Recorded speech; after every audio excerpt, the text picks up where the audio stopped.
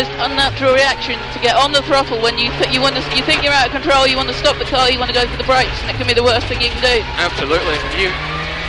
You turn into a corner, especially at higher speed, and the car starts to slide. The last thing you do is go on the throttle, but see, we brake, the car slides and then I'm on the throttle all the way round. And if I let off the throttle halfway round there, we would spin into the trees. Okay, I don't really want a demonstration of that one. Me neither. Back in the mid-80s, there were no masterclasses. Things were pretty basic. This place here is it's an old mine in a place called Rigside.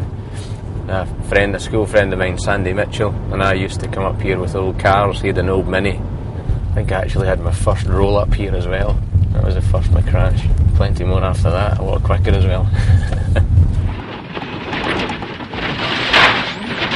A lot of these roads around here are all, you can see what they're like. They're pretty good fun.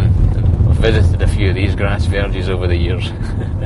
When I got to sort of 15, 16, I needed to make the next step up, and auto testing was the next thing. When he was 17, he started rallying, and I didn't have enough money myself to go into it to begin with, and I used to go and help out Colin while he had just started rallying in his Talbot Sunbeam. In the beginning, it was just all about having fun and not even necessarily thinking about championships or results. It was all about going as quickly as possible from A to B in every stage and just having a good laugh. After that, it began to get a bit more serious. Fun it might have been, but people were starting to take notice, not least his dad. Really, the first time I sat beside him in a forest stage, and I thought, well, he's definitely got natural ability. There was no doubt about that. And I know Jim felt right from way back that he was World Championship material. 1987 Scottish Rally. My wife and I decided to go and spectate. It was nice weather, and on this particular stage, there was a certain young driver called McRae. He was just getting everything he possibly could out of that car, using every inch of the road, and incredibly spectacular and fantastically committed, and really very, very good to watch. You knew straight away that this was somebody that really was going to go somewhere. In order to succeed at a high level and at the top level in any sport, you have to dominate at the lower levels. And Colin very quickly started doing some fairly big, giant-killing performances. We won the Scottish Championship in '88, and I think I drove about 8 different cars and won the championship. So that alone was a great experience at the time. Whenever he got in a car, it was win or bust, and he had a very competitive sort of instinct from the outset. It was a fact. Cars didn't survive long with Colin at the wheel, and many wondered whether he would be able to take his success further. He needed a works drive, and the 1990 RAC British Rally gave him a final chance to prove just how good he was. But it wasn't without incident. I think there was just a bit too much eagerness at the start of the rally. We had a few knocks which knocked us back a gear, and then really got into the groove when I got up into Scotland, and that's where we started setting some top 3 times, beating people like Carlos Sainz, and I think Pentti Ricola was there that year, and all the big names. Everybody was already talking about the young driver coming, the son of Jim McRae, that he was a good fighter, and I think it was the first time I met Colin. I think at the beginning we were all impressed when he came, because he was incredibly quick. He was setting unbelievable times. That was the first time that I had really been able to mix it with these guys, and for somebody my age at the time to be able to do that with the experience I had probably never happened before. You saw something different in Colin immediately. He had this desire. You could see that the only thing that he was interested in was being the fastest. In fact, I think we were the best 4 in the rally at that point for what was really a semi-private exercise, and it was a bit demoralising when, as you say, we felt that really that might be the end of the road then. Despondent they might have been, but they had finished 6th, the top placed Brits that year, and somebody had been taking note. A phone call was about to change Colin McRae's world. Just out of the blue, DR phoned my father one night, asked if we had anything sorted for next year, and obviously the answer was no. And he said, would you be interested in driving with ProDrive and drive the Subaru in the British Championship?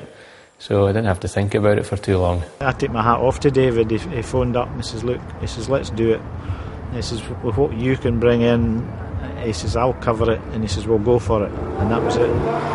David Richards at ProDrive had big plans for the future, and Colin was now a part of them. With Marco Allen and Ari Vatanen driving his Subarus in the World Rally Championship, Richards wanted Colin competing in the 1991 British Championship. The British Championship, with young Colin on board, we could win fairly easily and raise morale and bring him along at the same time. So it worked for all of us.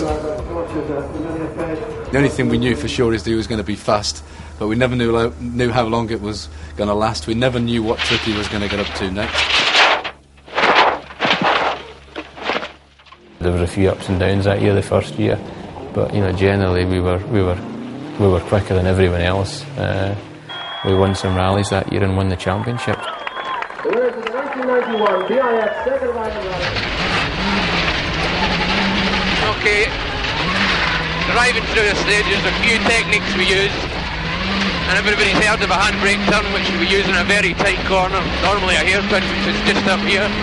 Down into second, first gear, turn, clutch in, handbrake on, clutch out, back on the power.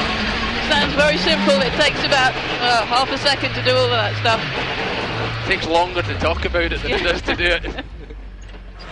Hairpin bends are so tight you would never get the car round even on full lock, so you have to use a handbrake, which basically locks the rear wheels of the car, and the rear of the car will slide round. Okay, up to the hairpin, fourth gear, hard on the brakes, third, second, first, turn in, clutch, handbrake, back on the power. Make it look so easy. Yes, it's just a lucky day. And this is what it's like when you follow Tommy Mackin in the Safari Rally and he won't move over. Right, we're going to come down to a corner where we'll demonstrate a Scandinavian flick, which again is something you used to do with the older cars that weren't quite as responsive as the modern day rally car.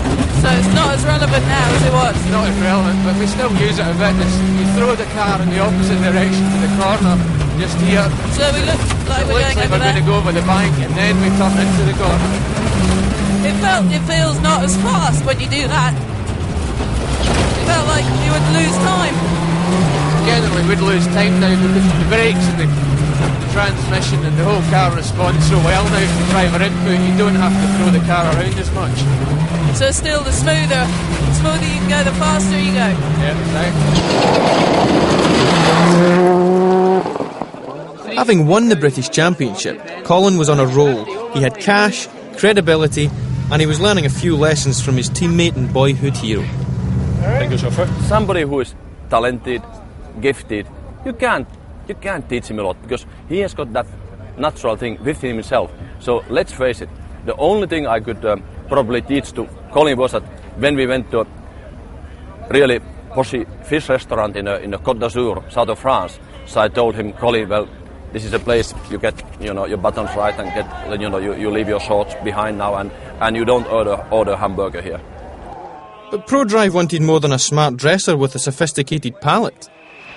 I was having great fun driving the car and I was winning the championship, so what else did I need to do? That was a sort of attitude. But ProDrive were a team that they were pushing for the best all the time, with the technology, with the PR side of it, with the drivers. They wanted to extract the maximum from everything. He wasn't that comfortable in doing PR functions. He didn't want to be up there sort of making speeches and doing all those sort of things. Whereas, strangely enough, Ari was very comfortable doing those things. So we said, all right, well, all we'll do is we'll